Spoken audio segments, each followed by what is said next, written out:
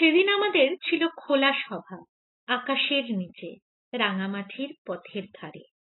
ঘাসের উপরে বসেছে সবাই। দক্ষিণের দিকে শালের গাছ সারি সারি, দীর্ঘ, ঋজু, পুরাতন, স্তব্ধ দাঁড়িয়ে শুক্ল নবমীর মায়াকে উপেক্ষা করে। দূরে কোকিলের ক্লান্ত কাকলিতে বনস্পতি উদাসীন, ও যেন শিবের তপবনদারের নন্দী, দৃঢ় নির্মম ওর ইঙ্গিত। সভার লোকেরা বললে, একটা কিছু শোনাও কবি। রাত গভীর হয়ে এলো। খুললেম পুঁথিখানা। যত পড়ি দেখি সংকোচ লাগে মনে। এরা এত কোমল, এত স্পর্শকাতর, এত যত্নের ধন। এদের কণ্ঠস্বর এত মৃদু, এত কুণ্ঠিত। এরা সব অন্তঃপুরিকা, রাঙা অবগুণ্ঠন মুখের উপরে।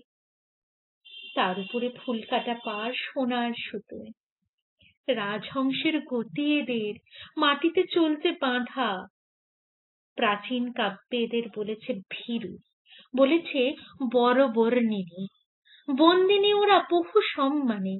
ওদের নূপুর ঝঙ্কৃত হয় প্রাচীর ঘেরা ঘরে, অনেক দামের আস্তরণে। বাধা পায় তার নৈপুণ্যের বন্ধনে। এই পথের ধারের সভায় আসতে পারে তারাই, সংসারের বাঁধন যাদের খসেছে। খুলে ফেলেছে হাতের কাকন, মুছে ফেলেছে সিঁদুর। যারা ফিরবে না ঘরের মায়ায়, যারা তীর্থযাত্রী, যাদের অসংকোচ অক্লান্ত গতি, ধূলিধূসর গায়ের বসন। যারা পথ খুঁজে পায় আকাশের তারা দেখে, কোনো দেয়নি যাদের কারণ মন জুগিয়ে চলবার। কত রৌদ্র তপ্ত দিনে, কত অন্ধকার অর্ধরাত্রি, যাদের কণ্ঠ প্রতিধ্বনি জাগিয়েছে অজানা শৈল গুহায়, জনহীন মাঠে, পথহীন অরণ্যে।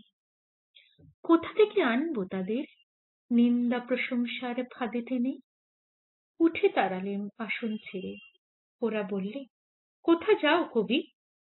আমি বললেম, যাব দূর কমে, কঠোর নির্মমে।